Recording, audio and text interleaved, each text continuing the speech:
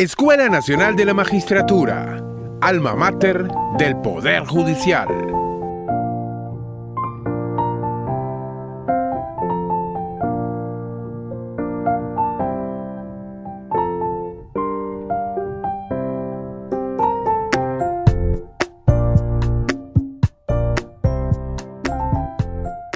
Muy buenos días, tengan todas y todos, sean bienvenidas y bienvenidos a la continuación de este programa de actualización en materia penal. Reciban, como cada jueves, el saludo siempre afectuoso del doctor Michael José Moreno Pérez, magistrado presidente del Tribunal Supremo de Justicia, y del doctor Guillermo Blanco Vázquez, magistrado vicepresidente de la Sala de Casación Civil y director general de la Escuela Nacional de la Magistratura.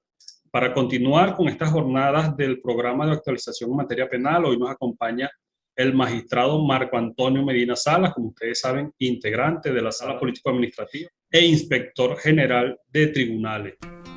Doctor Marco Antonio Medina Salas, magistrado de la Sala Político-Administrativa del Tribunal Supremo de Justicia. Abogado egresado de la Universidad Católica del Táchira, UCAT, en el año 1999. Ha realizado diversos posgrados en la Universidad del Zulia, Luz, donde obtuvo los títulos de Magister Scientiarum en Ciencias Penales y Criminológicas en 2004, Doctor en Ciencias Jurídicas en 2012 y postdoctorado en Derechos Humanos en 2013.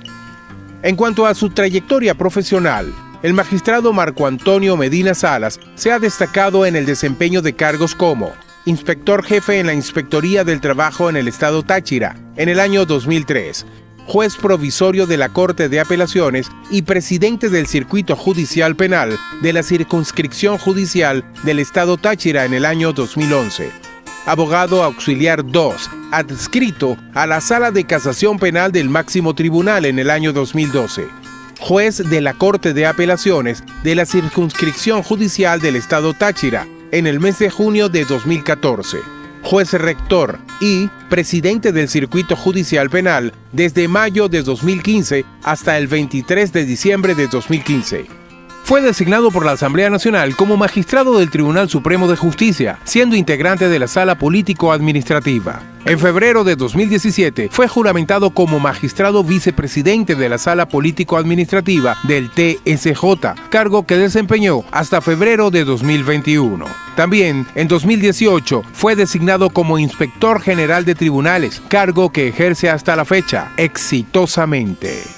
En el ámbito educativo, el magistrado Marco Antonio Medina Salas actualmente se desempeña como profesor de pregrado en la Universidad Santa María en Caracas. Se desempeñó como profesor de la Universidad Católica del Táchira con las cátedras de Criminología y Procedimientos Penales Especiales en los años 2013 y 2014. En la Universidad Bolivariana de Venezuela, ad honorem, en la especialización Gestión Judicial con la cátedra Procesos Especiales, Violencia de Género en el año 2014. En la Escuela Nacional de la Magistratura, en el programa de formación penal en 2012 y el programa de formación inicial para aspirantes a integrar los tribunales penales municipales. Unidades curriculares.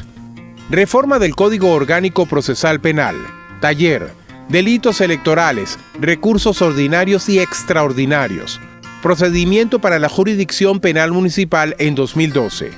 La oralidad dentro del proceso penal venezolano en 2013. Universidad Nacional Experimental Politécnica de la Fuerza Armada Nacional Bolivariana, Núcleo Táchira, Maestría en Ciencias Jurídicas Militares, Cátedras Procesal Penal y Ministerio Público, desde el año 2006 hasta el 2008. Cabe señalar que ha realizado varias publicaciones, entre las cuales podemos citar La flagrancia en la nueva reforma del Código Orgánico Procesal Penal venezolano, 14 de noviembre de 2001. Artículo publicado en el volumen 30, número 3, julio-septiembre de 2002, del capítulo criminológico, Revista de las Disciplinas del Control Social. Consideraciones sobre la inconstitucionalidad del delito de enriquecimiento ilícito.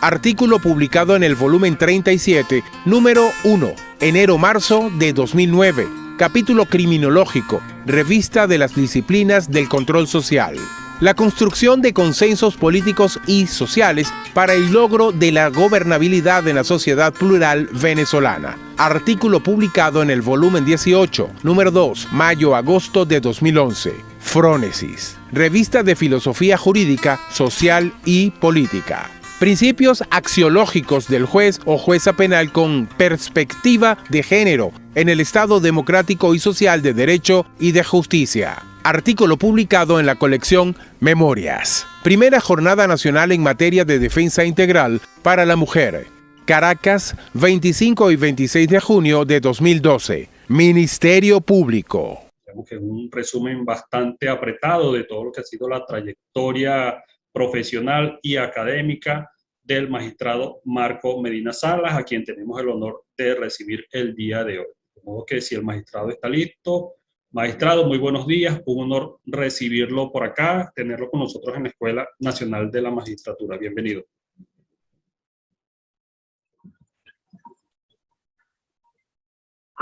Bien, buenos días. Para mí es un honor estar compartiendo con todos y con todas los compañeros jueces y juezas del área penal.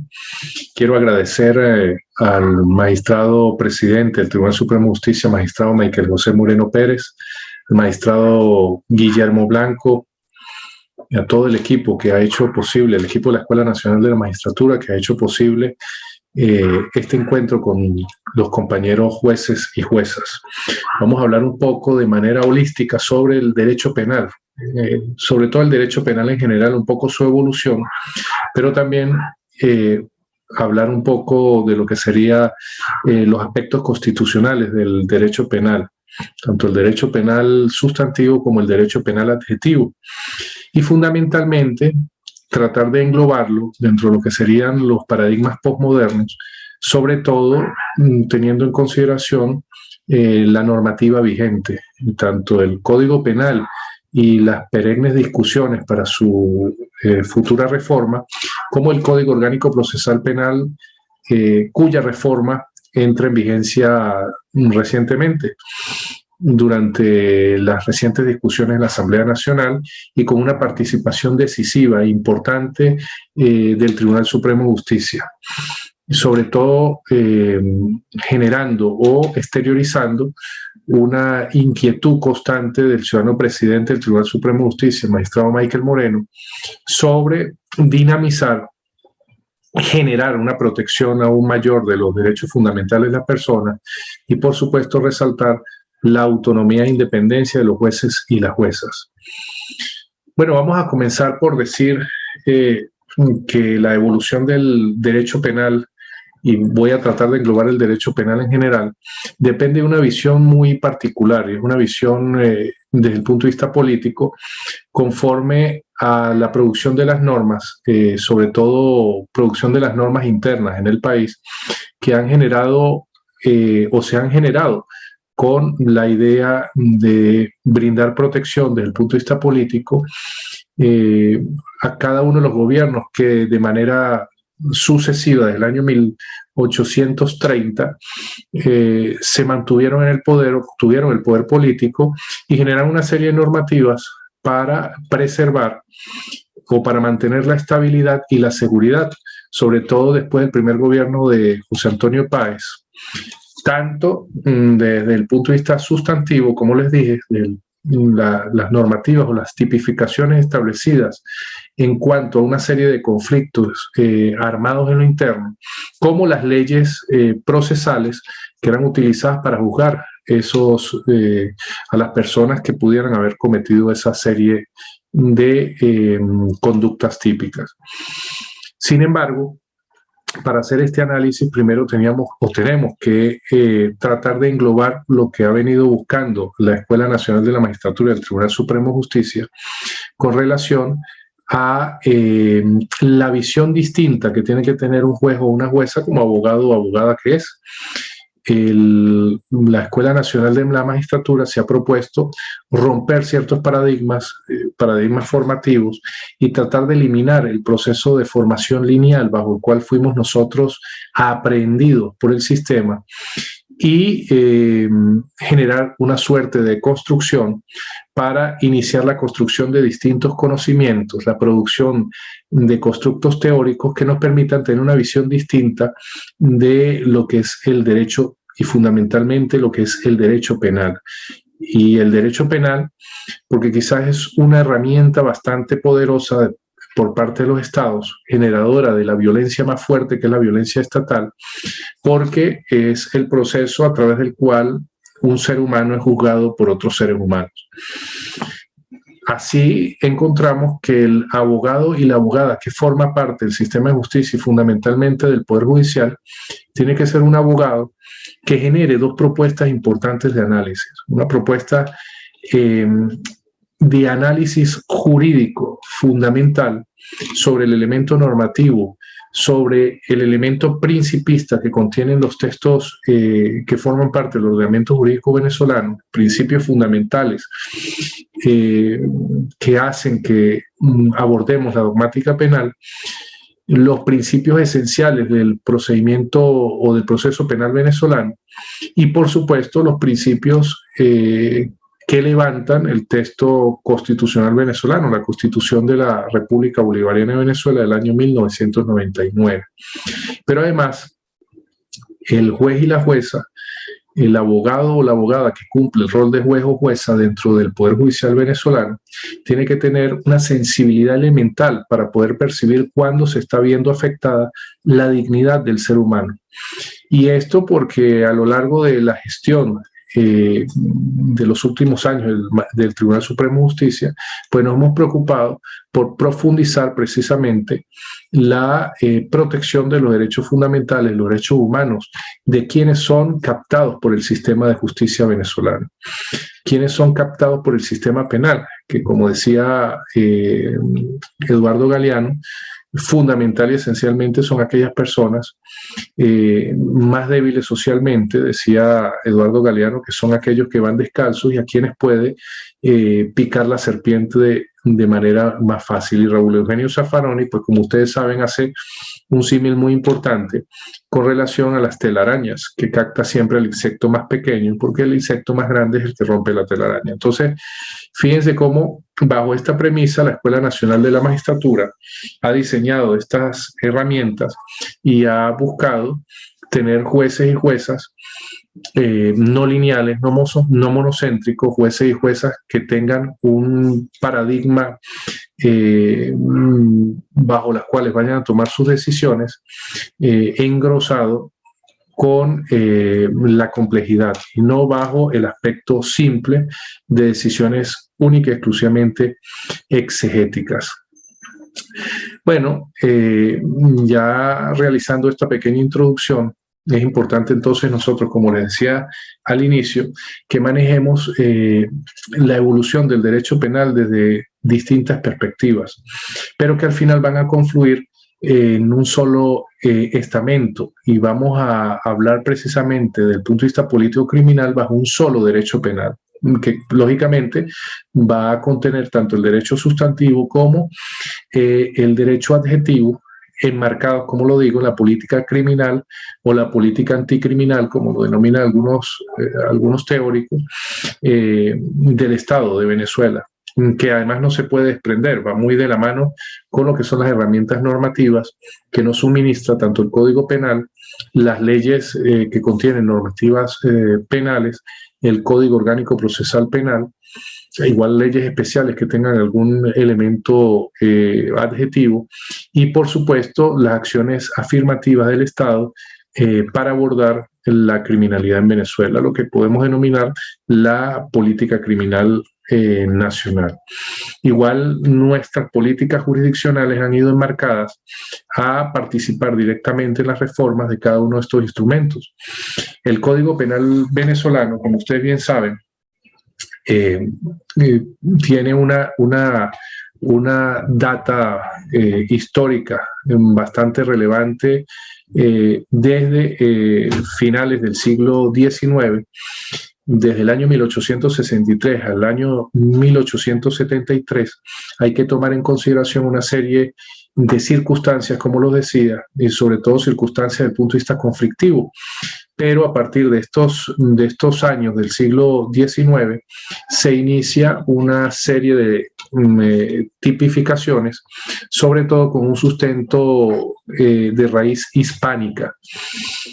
Posteriormente, luego del gobierno de Juan Crisóstomo Falcón, es derogado cualquier elemento normativo que tuviera que ver con los años anteriores, al año 1873, y se retoma el Código Penal fundamental y esencialmente de raíz italiana, el Código Penal sanardeliano. Luego hay una serie de reformas al iniciar el siglo XX,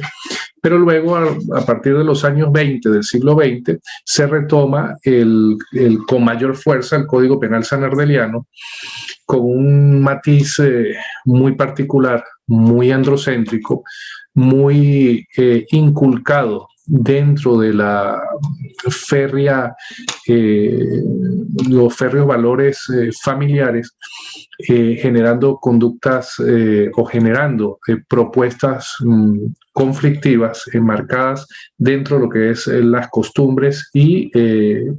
elemento familiar. Ese código penal se han generado sobre él muy pocas reformas, siendo la última en el año 2000, muy a propósito de la promulgación de la Constitución de la República Bolivariana de Venezuela y adaptándolo a los estándares contemplados en la norma madre nacional. Y el Código Orgánico Procesal Penal, que bien podemos decir que entra en vigencia en el año 1998, el 23 de enero del año 1998 es promulgado, con una vigencia anticipada que tiene una extensión hasta el 1 de julio del año 1999, fundamentalmente con relación a las alternativas a la prosecución del proceso penal. Es decir, desde esta perspectiva, de esta visión, nos encontramos con un Código Orgánico Procesal Penal preconstitucional, pero además que cambió de un modelo totalmente inquisitivo, totalmente cerrado, a un modelo acusatorio con una preeminencia por lo público y tomando en consideración además los códigos modelos para América Latina, y que fue retomado además en Venezuela, como les dije, a partir del año 1998. Luego sufrió una serie de reformas a partir del año 2000, siendo las últimas, o las dos últimas, quizás con mayor ahínco nacional, la del año 2012 y la recientemente producida en septiembre de este año 2021. A partir de entonces es necesario que nosotros entremos en materia constitucional para tratar de explicar el abordaje que nosotros le podemos dar al derecho penal en Venezuela. Y nosotros tenemos que partir siempre de un modelo de Estado totalmente distinto y una serie de elementos hermenéuticos y paradigmas que nos permiten analizar de manera diferente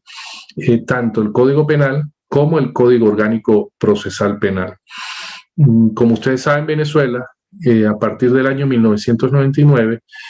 genera un nuevo cambio paradigmático. Hay un cambio de modelo y un cambio de visión en cuanto a la forma de Estado.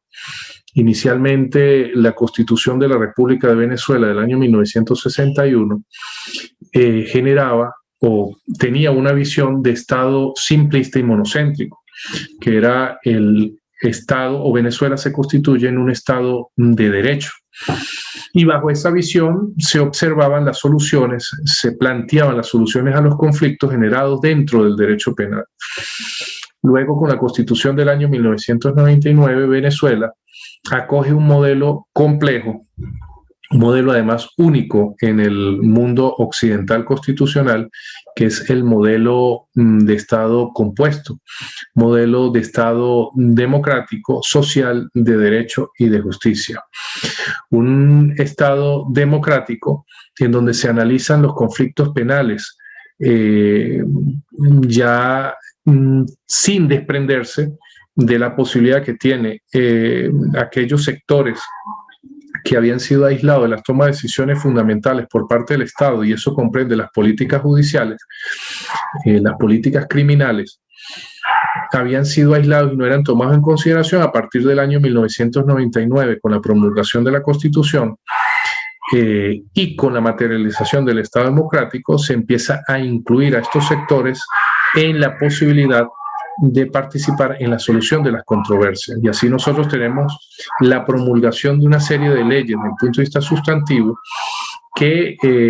retomaron un valor importante para el pueblo venezolano, pero que además han sido ejemplo a nivel continental, incluso a nivel mundial. No solamente el Código Penal se ve tocado por las iniciativas de reforma. Entre esas hay iniciativas de reforma importantísimas por parte o propuestas incluso por el Tribunal Supremo de Justicia. En el año 2003 se le encargó, como ustedes saben, al magistrado Alejandro Angulo Fontiveros la presentación de un proyecto de reforma del Código Penal venezolano, que incluso fue discutido y aprobado en la sala plena del Tribunal Supremo de Justicia y llevado a la Asamblea Nacional. Todavía elementos importantes de esa propuesta de reforma son analizadas y son estudiadas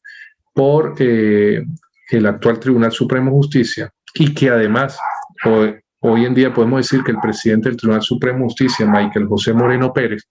presentó con una serie de compañeros y compañeras magistrados y magistradas y un gran equipo técnico estudiosos de la materia, un proyecto de reforma del Código Penal venezolano, que además tiene un aporte importantísimo, que es la compilación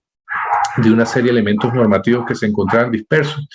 Pudiéramos nosotros denominarle el proyecto de reforma del Código Penal presentado por el magistrado Moreno.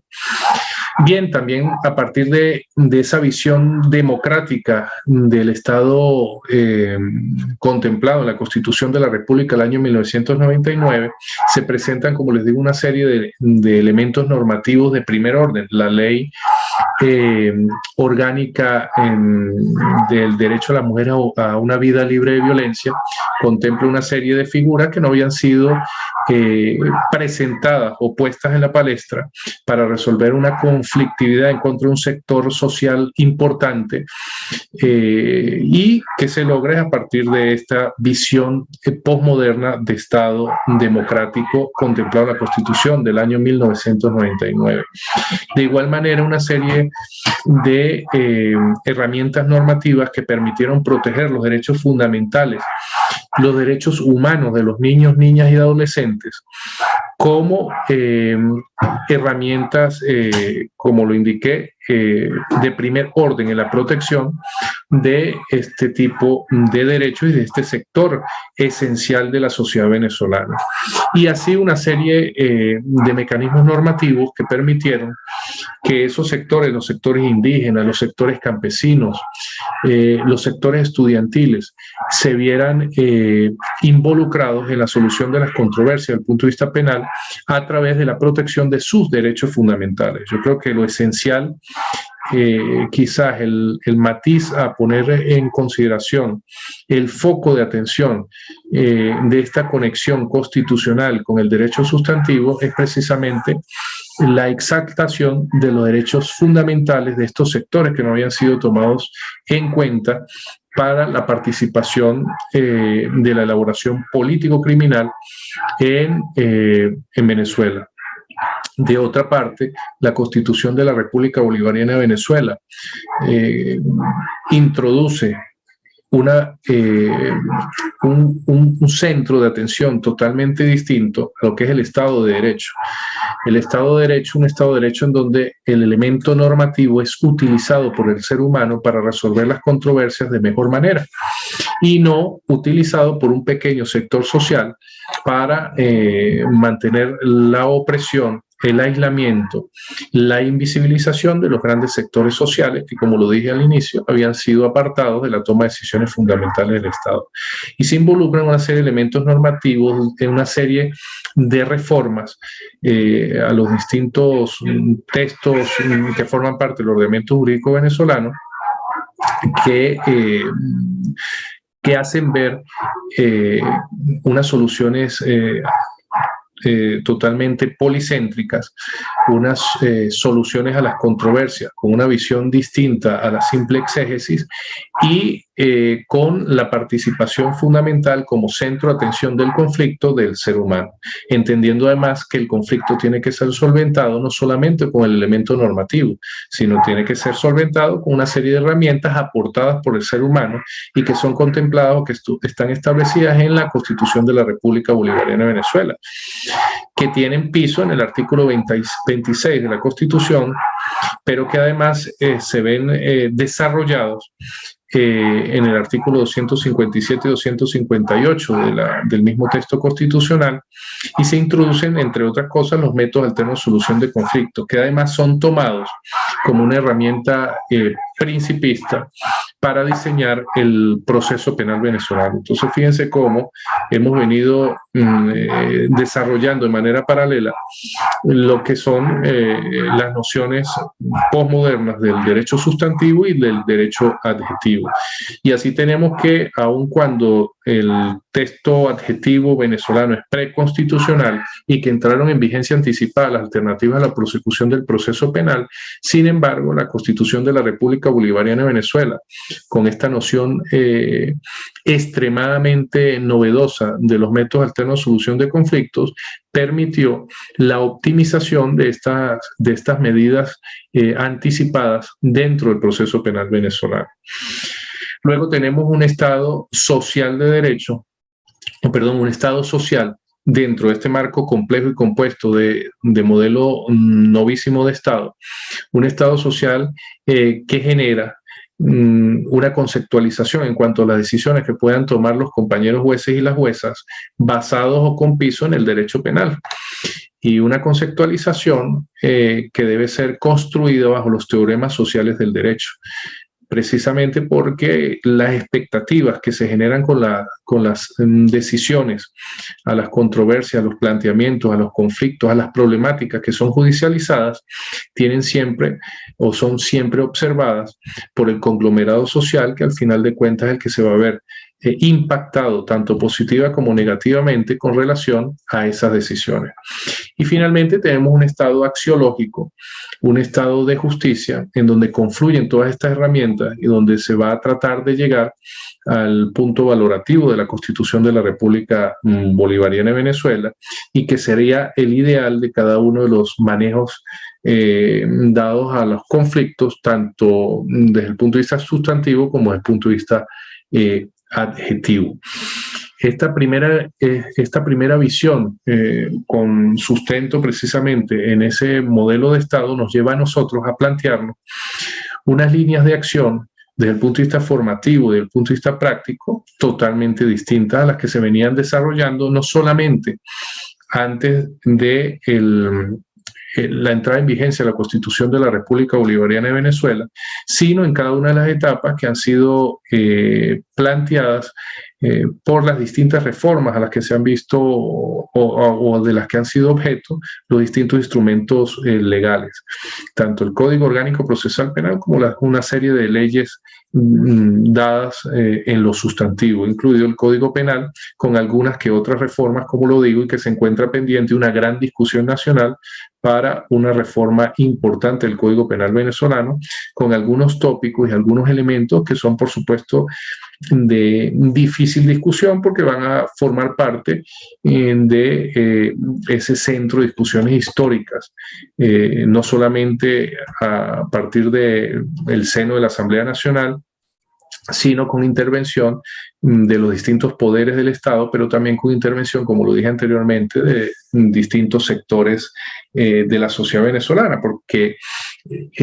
la reforma del Código Penal venezolano implica tocar algunos temas que pueden ser álgidos, pero que son necesariamente objeto de las grandes discusiones, no solamente a nivel nacional, sino a nivel mundial y en los distintos espacios, en las distintas materias, en el ámbito cultural, en el ámbito religioso, en el ámbito político, en el ámbito militar, en el ámbito de la seguridad nacional, que forman parte precisamente de una visión distinta para el abordaje teórico de los conflictos que se plantean y que se pretenden solucionar a través de las reformas sustantivas del ordenamiento jurídico venezolano. Y por otro lado, pues tenemos igualmente una serie de elementos preconstitucionales desde el punto de vista adjetivo, desde el punto de vista del proceso penal venezolano, y que necesitan o ameritan una visión de formación y una visión académica totalmente distinta a la simplista y lineal, no solamente para el análisis de las situaciones preconstitucionales, sino fundamentalmente para las reformas recientes de las que fue objeto el Código Orgánico Procesal Penal y que ameritan, como bien lo decía una docente amiga, la doctora Elida Ponte, amerita el exorcismo de los fantasmas por parte de quienes sean los operadores o las operadoras de los instrumentos jurídicos. Estas situaciones, desde el punto de vista formativo, nos llevan a nosotros a desprendernos como primer punto, como punto esencial, y entendiendo el cambio de modelo de Estado, de las nociones puras del derecho, de las nociones exegéticas simples del derecho, para pasar a entender que la complejidad del conflicto penal involucra una serie de construcciones teóricas que quizás para nosotros, quienes fuimos formados bajo las universidades tradicionales y lineales, nos cuesta un poco porque hay que producir una deconstrucción para iniciar la construcción de conocimientos, para introducir nuevos aspectos teóricos dentro de nuestro pensamiento y de nuestra forma de actuar además. Eso involucra que nosotros nos deslastremos de un primer elemento teórico, de lastrarnos en la aplicación única y en la aplicación simple de lo que es la teoría pura del derecho, que sin embargo forma parte de las herramientas para el análisis hermenéutico de las distintas nociones que nos puedan traer las emparejadas, la conflictividad penal, pero además agregar otra serie de herramientas desde el punto de vista teórico para tratar de comprender la dinámica del derecho y fundamentalmente la dinámica del derecho penal. Repito, tanto del derecho penal sustantivo como del derecho penal adjetivo. Y así como la elaboración de las políticas criminales por parte del Estado. Esas nociones involucran en primer orden la presentación como centro de atención de la conflictividad penal a el ser humano y no única y exclusivamente el elemento normativo y exegético. Nosotros teníamos como jueces y juezas una noción errada desde el inicio de nuestro proceso de formación y que nos veníamos deslastrando, y es precisamente con el trabajo de la Escuela Nacional de la Magistratura, los magistrados que conformamos el Tribunal Supremo de Justicia en la actualidad y por supuesto encabezado por el magistrado Michael Moreno, una noción totalmente distinta de cómo se deben atender este tipo de conflictos, eliminando las nociones únicas de la norma como el centro de atención, involucrando al ser humano como el principal elemento de protección de sus derechos. Y por eso es que nuestra gestión, la gestión del presidente del Tribunal Supremo de Justicia, se ha centrado esencialmente en la protección de los derechos fundamentales de las personas que se ven sometidas a conflictos. Y sobre todo esos conflictos que han sido judicializados. Y los que no han sido judicializados, igualmente nosotros tener una barrera de protección que permita que esas personas no sean abusadas y no sean ningún tipo de descarte en cuanto a la protección de sus derechos esenciales o derechos fundamentales. Esa visión es importantísima, pero además trayendo a colación algunas construcciones teóricas que nos han permitido comprender un derecho distinto, incluso definir al derecho de distinta manera y no simple y llanamente como aquel conjunto de normas jurídicas que nos permite resolver los problemas en sociedad, que es la noción tradicional del derecho, ¿no? Ahora tenemos unas nociones totalmente distintas aplicadas al derecho penal. Un derecho penal entendido como interferencia intersubjetiva. Cuando hay distintos choques conductuales, traemos entonces a la aplicación del derecho penal las explicaciones cosianas, las teorías egológicas de Carlos Cosio, pero también entendiendo, y que Carlos Cosio precisamente es el que introduce la noción del ser humano, la concepción del ser humano, como el centro para resolver los conflictos que son necesarios en sociedad, como lo dice también la autora argentina Beatriz Kalinsky. Bien, pero además nosotros tenemos distintas alternativas para tratar de solventar las conflictividades que han sido judicializadas. Y las nociones de los instrumentos normativos han tomado en consideración las teorías policéntricas del derecho, la teoría de Jean-André Arnaud, con relación a las distintas posibilidades para resolver las controversias. Y así nosotros entendemos que el juez y la jueza, cuando vaya a tomar una decisión, y cuando vaya a hacer un análisis de las calificaciones jurídicas y la participación de las distintas o de distintos sujetos en la realización de un tipo de un hecho delictivo, involucra la noción intelectual de que hay distintas posiciones desde el punto de vista teórico que permiten además presentar unas calificaciones distintas, desprenderse de algún tipo de calificación presentada por el Ministerio Público y además seleccionar de manera adecuada la forma en que participaron los distintos agentes de la comisión del hecho delictivo para depurar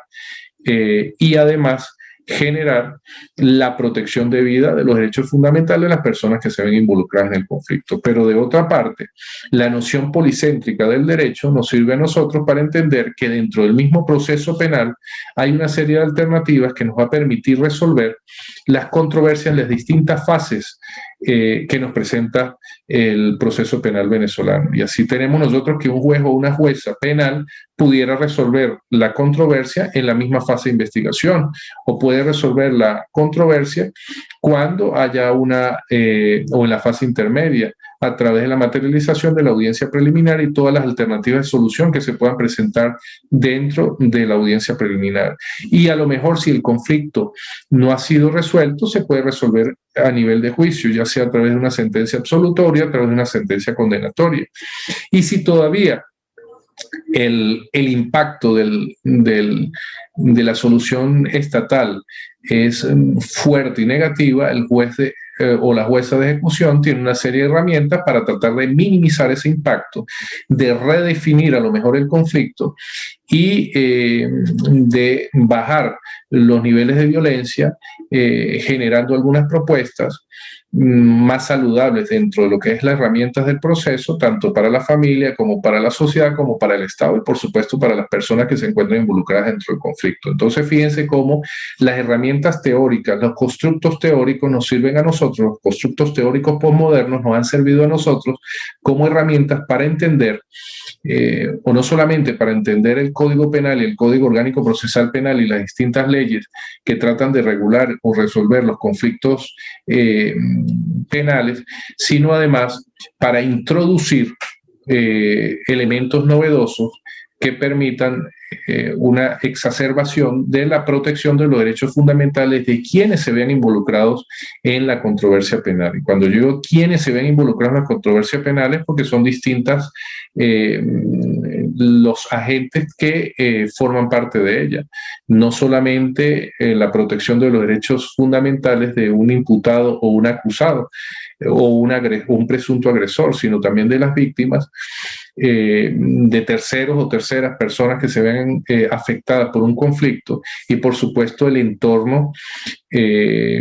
lo que gira en torno a el planteamiento a la controversia que ha sido judicializado. De eso se trata otra de los elementos teóricos que forman parte del análisis del conflicto penal, que es precisamente la teoría social del derecho, que tiene una serie de autores y una serie de presentadores de propuestas dentro de la conflictividad penal. Pudiéramos nosotros iniciar con Niklas Luhmann y una serie de aportes en cuanto a la circularidad del derecho penal y la producción de distintos instrumentos que permiten solventar estas controversias, entendiendo el aporte social y las distintas capas dentro de la solución a las controversias. Y por supuesto, la regeneración y el atender su propia realidad manejado o dentro del sistema manejado por Maturana y sus procesos autopoéticos, o en la teoría de las expectativas sociales manejadas por Eduardo Botero Uribe. Una serie de herramientas que nos permiten a nosotros entender que la sociedad estará esperando la conceptualización de las soluciones dadas a la problemática planteada a un juez o una jueza a través de sus decisiones, a través de las sentencias. Estas son conceptualizadas y pasan a la generación de las políticas de Estado y, por supuesto, son adecuadas, son adaptadas por los distintos estamentos sociales, no solamente los que estén involucrados en la controversia, sino los que tienen expectativas de cómo va a decidir un juez o una jueza la problemática que le ha sido llevada a los tribunales. De la misma manera tenemos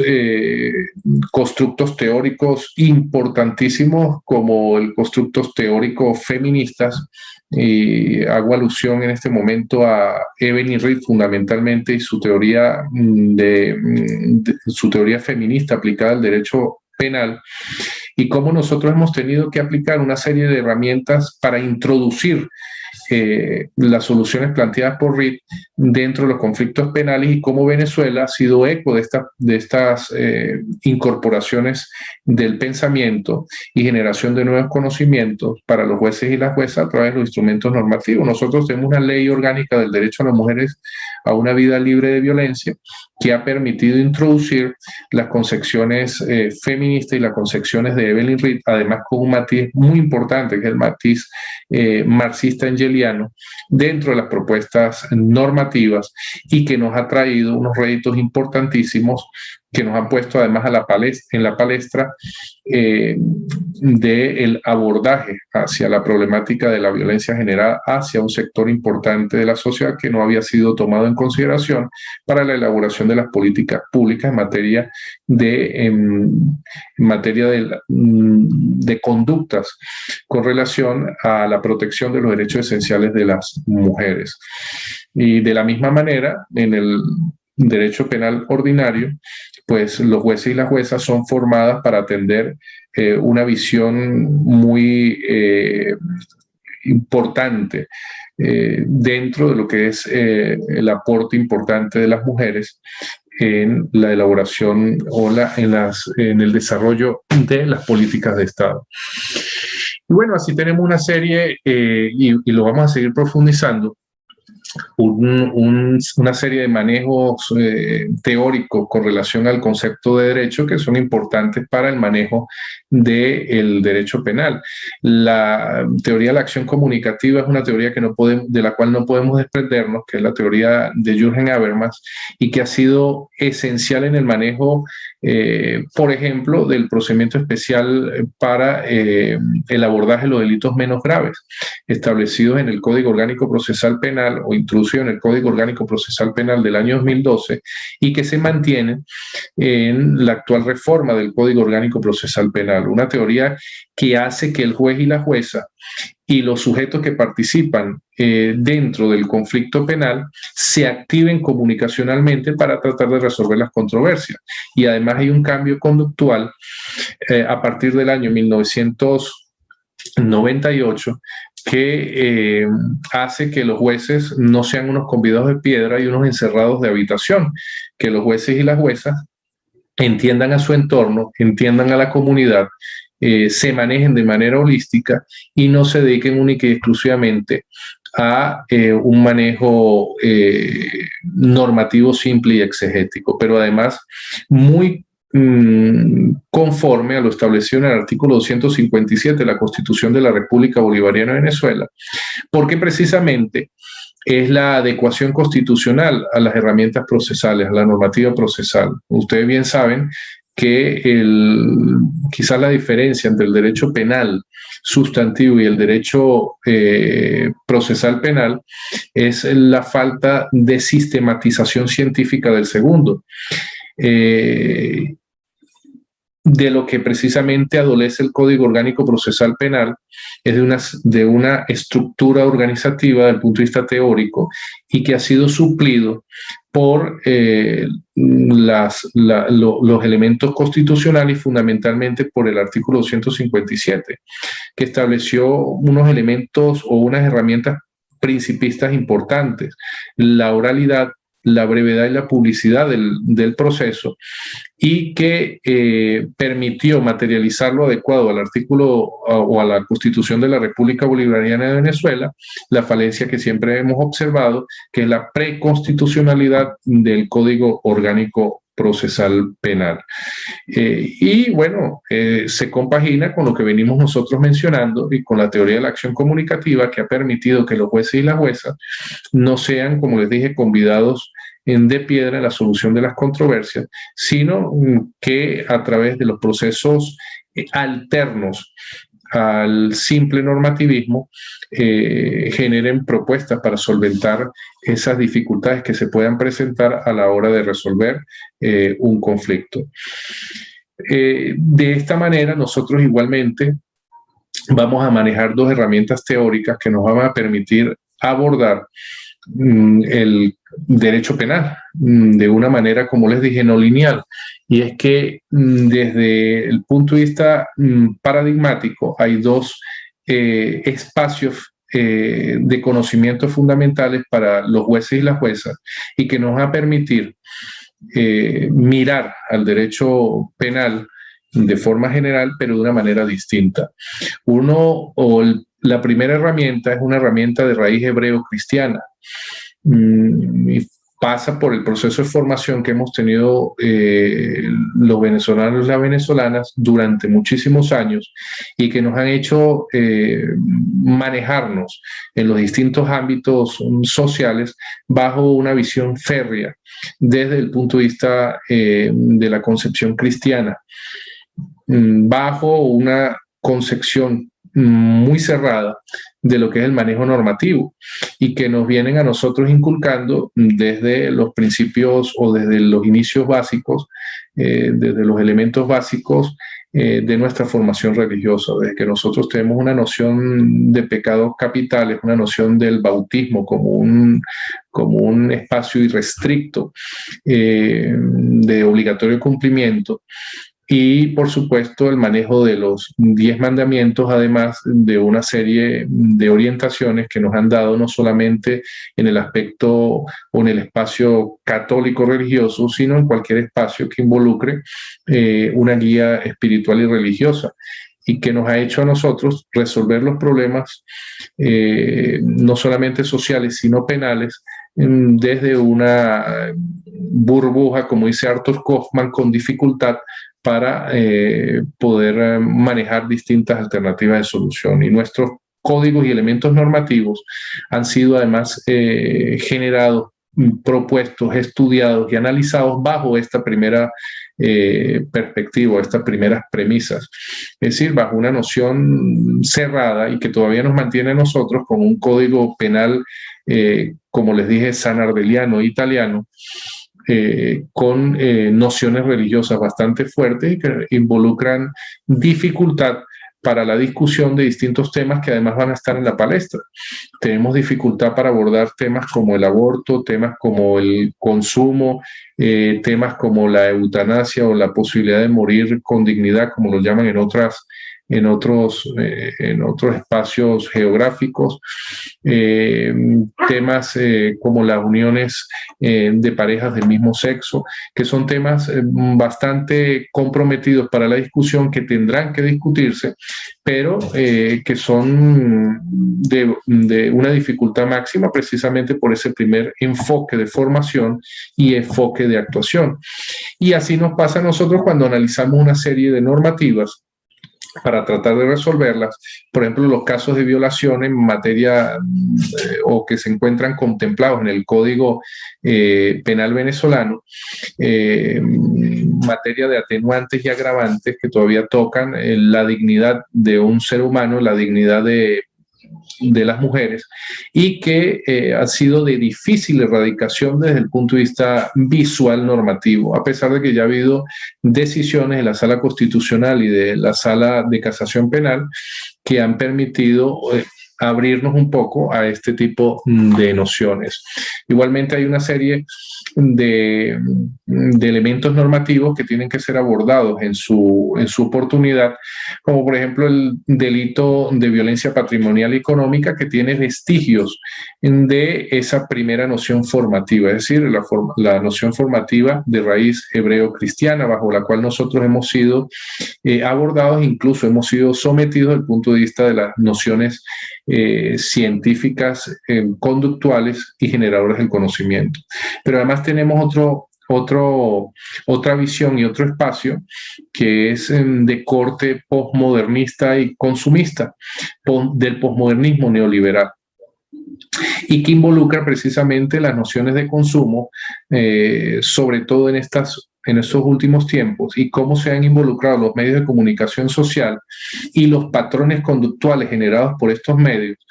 en cuanto a la comisión de hechos delictivos, cómo se han venido a través de la generación de los patrones conductuales generando conductas típicas que quizás años atrás no eran comunes, pero que hoy en día están siendo enmarcadas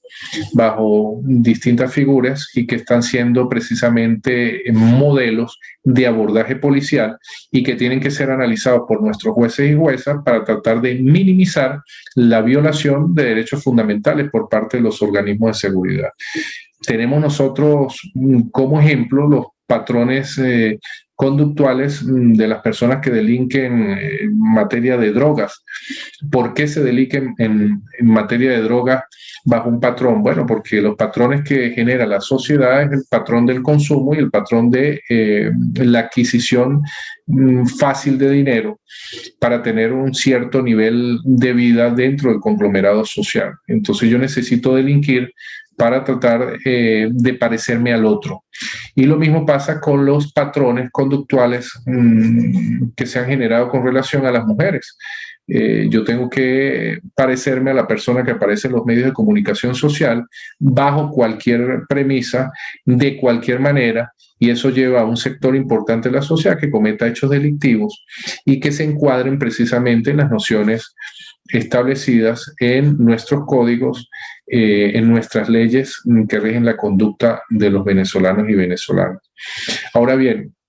los jueces y las juezas, para desprenderse de estas nociones y estas formas de acción, tienen que tener bajo su forma de análisis, bajo su estructura intelectual y mental, distintos espacios para la reflexión. Raúl Eugenio Zaffaroni nos ha venido planteando algunos instrumentos importantes para este tipo de análisis y tratar de desprendernos de esta única visión que nos han generado a nosotros un análisis exegético y cerrado de los elementos o de los instrumentos normativos, pero que además este análisis planteado por Zaffaroni va muy de la mano con nuestra Constitución de la República Bolivariana de Venezuela y nuestro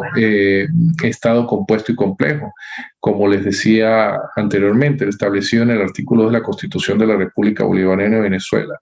Raúl Eugenio Zaffaroni ha planteado el análisis de la conflictividad penal y la necesidad que tiene el juez de reflexionar sobre las partes que sean involucradas en el conflicto penal bajo 3 premisas, 3 elementos mnemotécnicos importantísimos.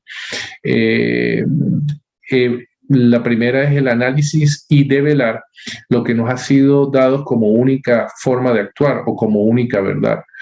pero además evaluar las estructuras desiguales de poder y evaluar la influencia que tenga el derecho extranjero sobre nuestro derecho, pero además las políticas de Estado en materia criminal extranjeras sobre nuestras políticas de Estado internas. Ese primer elemento, develar y superar lo que nos ha sido dado como única verdad, es lo que hemos venido realizando a través de las distintas propuestas normativas, la elaboración de las distintas reformas a las que han sido, de las que han sido objeto el Código Orgánico Procesal Penal y las distintas propuestas, sobre todo presentadas por el Tribunal Supremo de Justicia, con relación a la reforma del Código Penal y otra serie de instrumentos desde el punto de vista sustantivo. Hemos tratado de superar una única visión, una visión cerrada de los textos sustantivos y una visión aislada del proceso penal venezolano, sin entender que quizás lo esencial era la protección de los derechos fundamentales de las personas. Y con la reforma del año 2021, de septiembre del año 2021, nosotros logramos introducir unos aportes importantísimos que permitieron zanjar una deuda que teníamos con los justiciables y dinamizar el proceso, lo que ha permitido que entremos en una fase de prontitud en las decisiones, aun cuando hay mayor análisis por parte de los jueces y las juezas. Nos delastramos de una serie de elementos que poco beneficiaban el buen transitar del proceso, por ejemplo, la eliminación o la supresión del efecto suspensivo a nivel de juicio y el acortamiento de lapsos procesales para el manejo del efecto suspensivo a nivel de una audiencia preliminar o una audiencia de presentación. Pero además nos permite analizar con mayor fuerza cualquier irregularidad que haya en las detenciones y que provoque detenciones arbitrarias de las personas por parte de los organismos de seguridad de Estado, lo que ha traído como consecuencia una mayor protección de los derechos fundamentales por parte del Poder Judicial hacia las personas que puedan verse afectadas por la actuación de este tipo de organismo. Y así una serie de propuestas traídas en la reforma del Código Orgánico Procesal Penal del año 2021, de septiembre del 2021, que nos permitió darnos cuenta de dónde se encontraban las fallas, es decir, develar las fallas fundamentales o primordiales que tenía el proceso penal venezolano, los nudos gordianos, pero además superarlos a través de la introducción de estos elementos aportados por el Tribunal Supremo de Justicia, por el Poder Judicial venezolano, a través de las distintas propuestas que hizo el presidente, el magistrado Michael José Moreno Pérez y su gran equipo de trabajo. Pero además nos permitió presentar un proyecto de código penal dinámico con una serie de elementos conductuales importantes y que no habían sido tomados en cuenta a lo largo de los años, durante todo el periodo sanardeliano, vamos a llamarlo así, casi de un siglo, pero además una serie de instrumentos normativos de primer orden que permite que sean analizados y muchos promulgados. Nosotros tenemos una ley de habeas corpus igualmente promulgada en el mes de septiembre de este año, un código de justicia militar totalmente adecuados y totalmente con una visión protectora de los derechos humanos de las personas. Pero además hay una propuesta interesantísima de reforma del Código de Ética del Juez y de la Jueza, que nos permitirá generar mayor estabilidad a los compañeros jueces y juezas, pero además ser más diáfana, más transparente y más clara el proceso de juzgamiento a través del elemento conductual de los compañeros jueces y juezas, es decir, a través del Tribunal Supremo de Justicia se han presentado propuestas que han generado un cambio importante de paradigma, no solamente en lo conductual, sino además en el elemento normativo estructural. Nos han permitido entonces tener nuevos instrumentos, dotarlos de dinamismo, de prontitud en las decisiones, exaltar el carácter autónomo, la independencia del juez y de la jueza en la toma de sus decisiones, su fortaleza, porque se exacerba, se pone de manifiesto, se materializa el principio de la autoridad del juez y de la jueza penal en la solución de las controversias. Es decir, es nuevamente llamado el juez y la jueza penal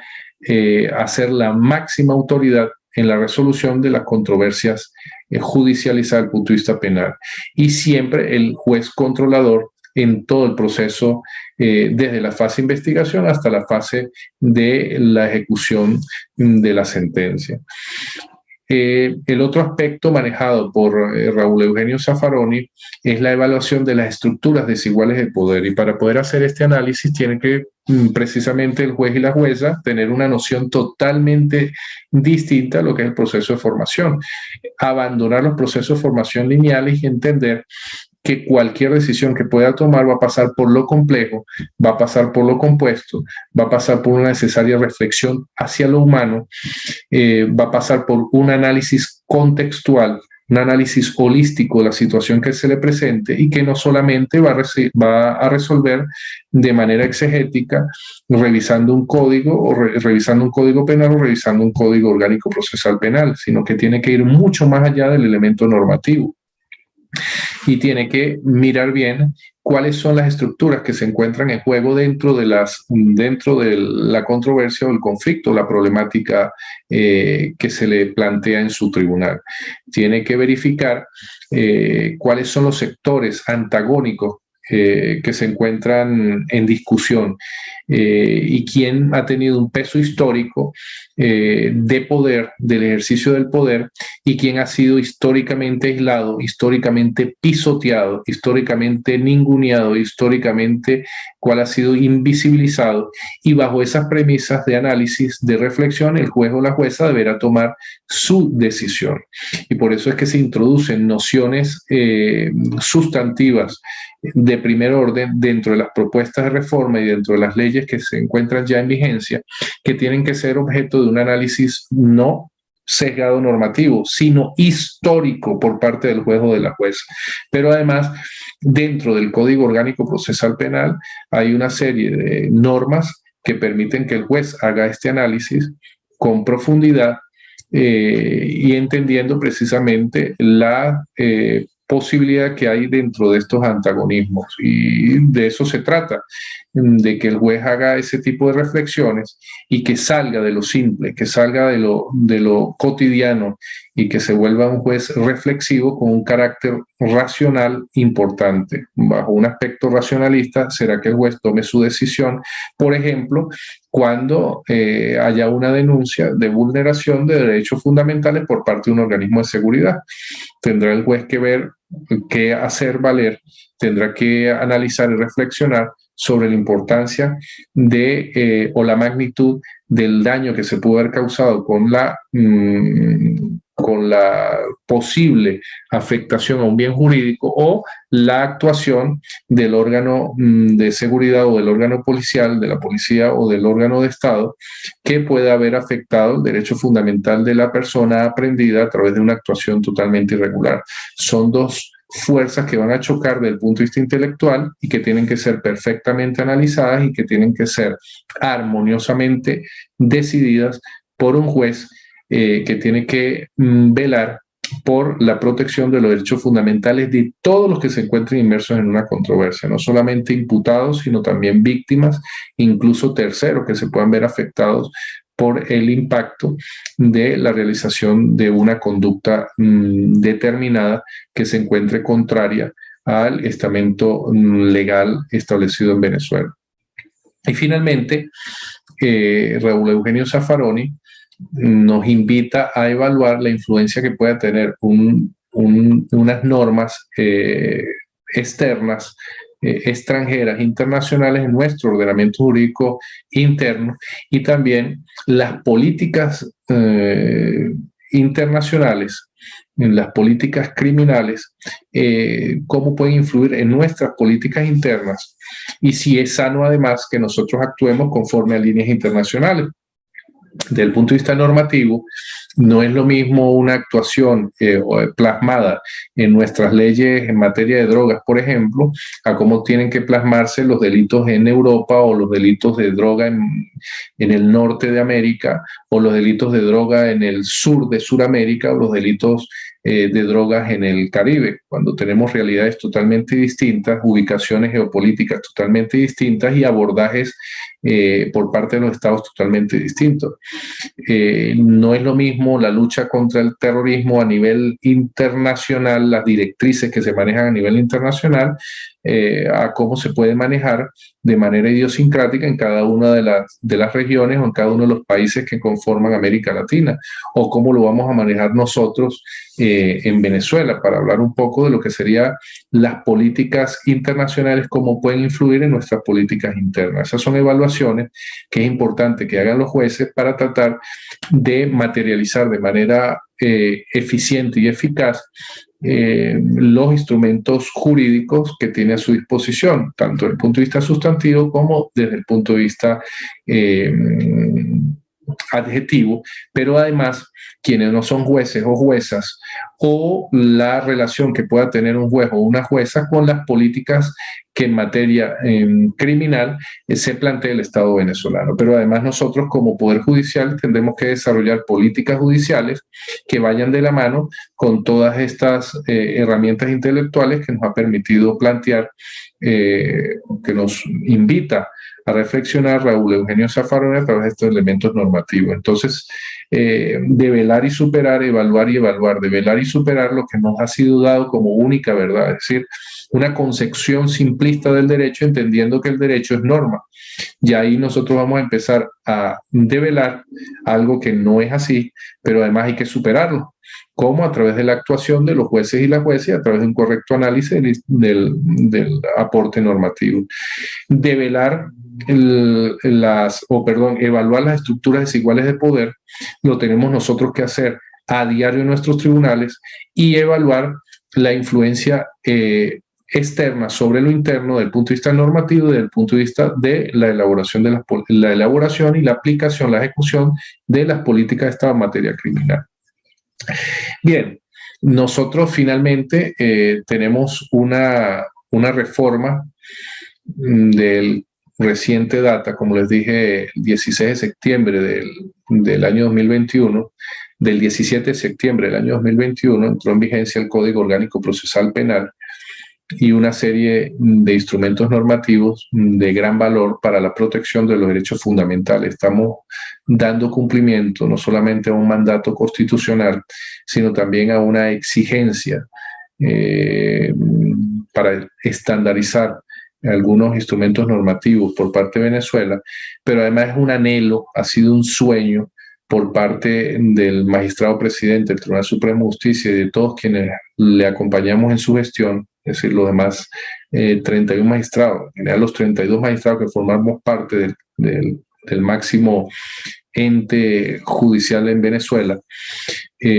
quienes veníamos soñando y veníamos además escuchando las propuestas de los jueces y de las juezas y los funcionarios que hacen vida dentro del sistema de justicia venezolano y dentro del Poder Judicial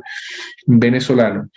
y las propuestas que nos hacían ustedes, nosotros las planteamos en la reforma, y muchas de las cuales, yo creo que la inmensa mayoría, quedaron planteadas o quedaron plasmadas en el Código Orgánico Procesal Penal, que es un Código Orgánico Procesal Penal que tiene que ser analizado, reflexionado, aplicado, materializado de acuerdo a los principios de orden constitucional que ya les he venido planteando, de acuerdo a un análisis de un Estado distinto al Estado simplista, monocéntrico de derecho que plantea la Constitución del año 1961. Tenemos un Código Orgánico Procesal Penal que se encuentra adaptado a los principios y valores de la Constitución de la República del año 1999, de la República Bolivariana de Venezuela. Tenemos un Código Orgánico Procesal Penal como les digo, permite que de manera óptima podamos resolver las controversias que pudieran haber afectado los derechos fundamentales y esenciales de las personas. Pero en líneas generales transversaliza la protección de los derechos humanos, de los derechos fundamentales, de los derechos esenciales de quienes se puedan haber visto afectados por un conflicto de orden penal. Y por eso se busca adaptarlo precisamente a las exigencias constitucionales con la reducción de los lapsos procesales, por ejemplo, en materia de celebración de audiencias preliminares, la minimización de los diferimientos, la dotación de una serie de instrumentos que nos permite evitar los diferimientos en materia de audiencia preliminar, la protección de las víctimas a través de la representación que pueden ejercer las distintas instituciones como el Ministerio Público, la Defensoría del Pueblo, algunas organizaciones especializadas en materia de víctimas de delitos, la posibilidad de que una víctima rinda declaración o utilice mecanismos tecnológicos a través de nuestras herramientas consulares cuando no se encuentre en el país, el papel preponderante que puede o que va a jugar la Defensoría del Pueblo como ente instrumental en la defensa de los derechos humanos de quienes se vean afectados por la agresión por una agresión que involucre vulneración, transgresión de sus derechos primordiales. La materialización y la posibilidad del imputado de dinamizar sus derechos a través ahora de imputaciones en sede del Ministerio Público, y que además va a cortar las dificultades que podemos tener para la realización de citaciones y notificaciones, pero además utilizando herramientas tecnológicas que ya el Tribunal Supremo de Justicia y la Sala de Casación Penal, encabezada por el magistrado Moreno, ya habían introducido dentro de la vida cotidiana jurisdiccional para resolver de manera más pronta los conflictos penales, y que yo creo que además, sobre todo en época de pandemia, dimos un ejemplo de dignidad a nivel mundial, en donde nosotros celebramos muchísimas más audiencias que en forma ordinaria, y que además que cualquier otro país en América Latina, y utilizando herramientas que no fueron utilizadas en América Latina y que ya forman parte del quehacer diario de los tribunales venezolanos. Los tribunales, no solamente los penales, sino los tribunales en general en Venezuela ya nos acostumbramos a utilizar las herramientas de orden tecnológico y digital. Una solicitud, un pedimento constante de los compañeros jueces y juezas era la supresión del efecto suspensivo ante una sentencia absolutoria que se diera en un juicio. Bueno, efectivamente se suprime y se mantiene un efecto suspensivo en la audiencia preliminar o un efecto suspensivo bajo las audiencias de flagrancia o la audiencia de presentación, y que permite, pero además con el acortamiento de los lapsos para tomar las decisiones, lo que hace que el juez de control tenga que ser muchísimo más rápido en la decisión que vaya a tomar y fundamentarla además de una manera íntegra, especialmente motivado el acto que debe remitir a la Corte de Apelaciones, y esta no deberá tomar su decisión dentro o fuera de un lapso de 48 horas, porque si no va a tener responsabilidad penal, civil y administrativa. Es decir, hay una serie de reformas que fueron acometidas con la intención de materializar la tutela judicial efectiva desde la óptica constitucional vigente, es decir,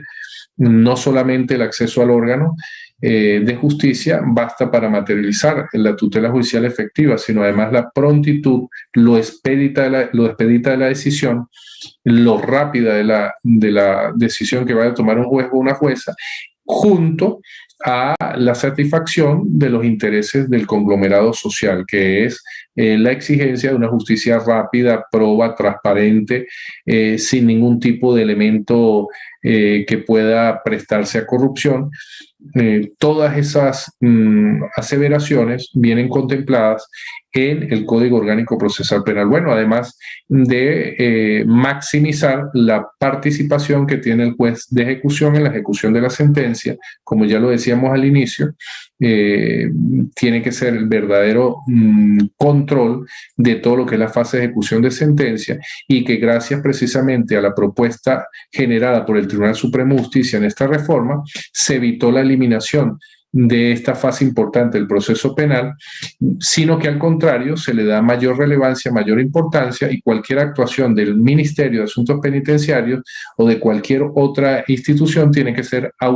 notificada y autorizada por el juez o la jueza de ejecución, quien además va a tener bajo su control un centro de cumplimiento de pena en la circunscripción donde se desenvuelva. Entonces, como vemos, hay una serie, o la reforma trae aparejada, por supuesto, la implementación de mecanismos que exaltan el papel del juez y de la jueza como el único que va a dirimir la controversia como máxima autoridad, y dándole herramientas para que sea respetado, para que el juez y la jueza retome lo magnánimo que es el cumplimiento de su rol o de su función. Y por supuesto, desde el punto de vista sustantivo, estaremos participando en las distintas presentación de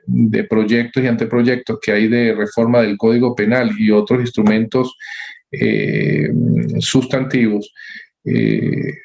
con una visión,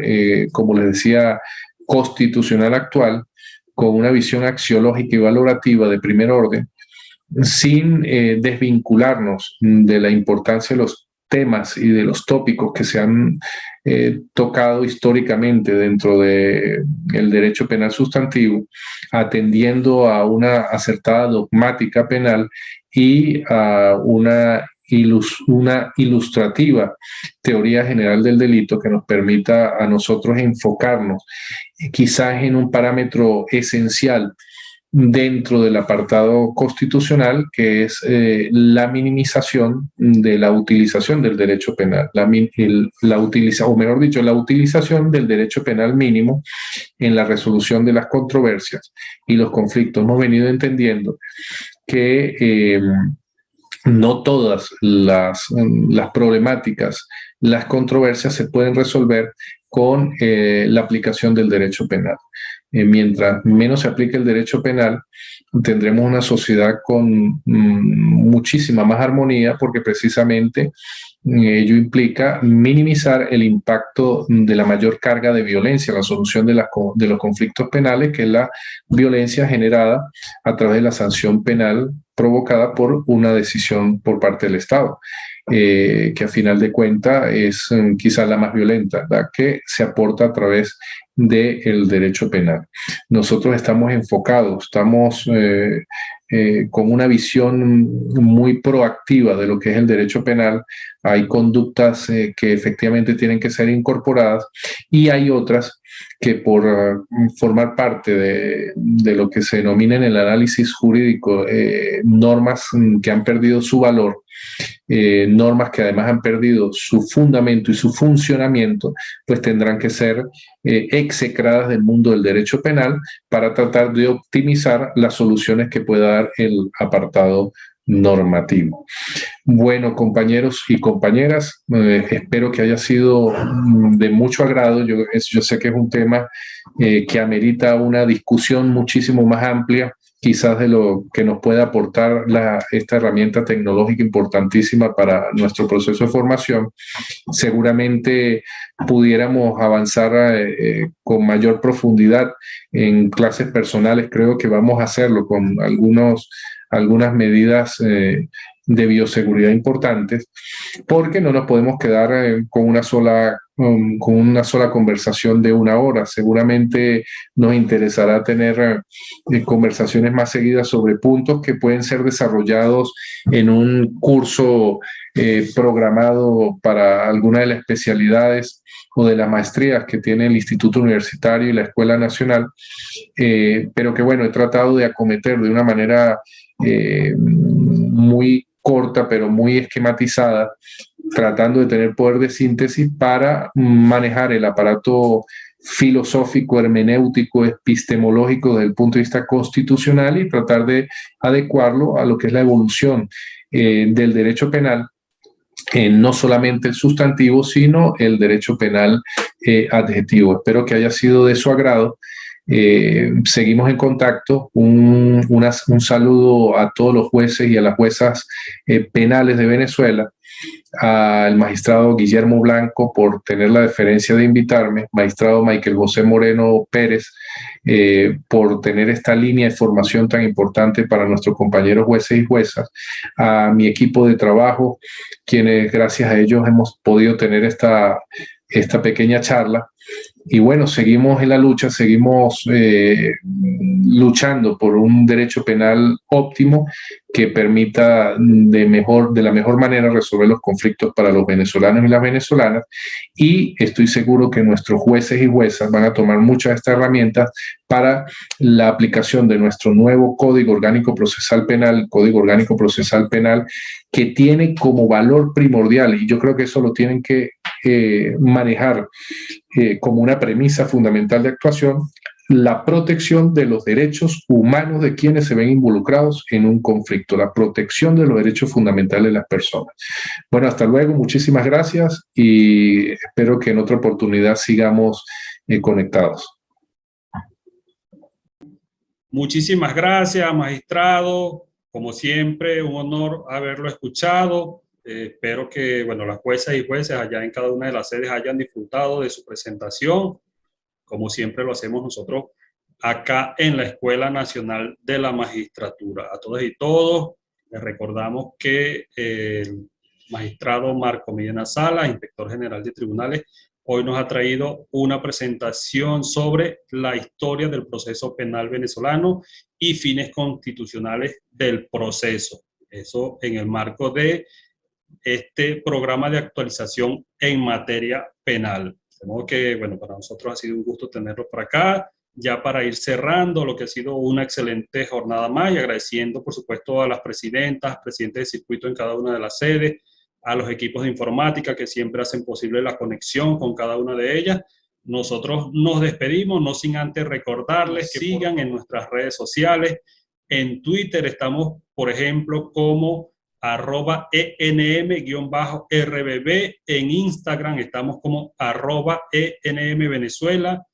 en Facebook estamos como Escuela Nacional de la Magistratura, en YouTube tenemos 2 canales, Escuela Nacional de la Magistratura y también el canal Revista Magistra, de modo que para nosotros es un gusto siempre recibir sus comentarios por allí. Por favor síganos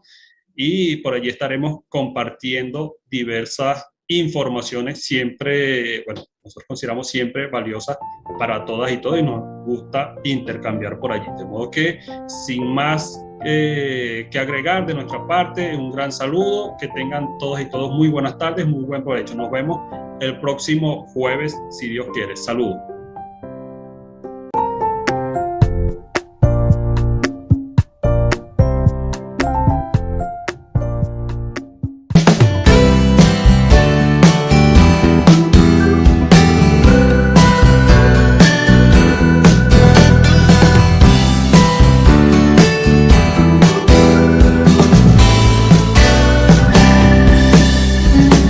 Escuela Nacional de la Magistratura, alma mater del Poder Judicial.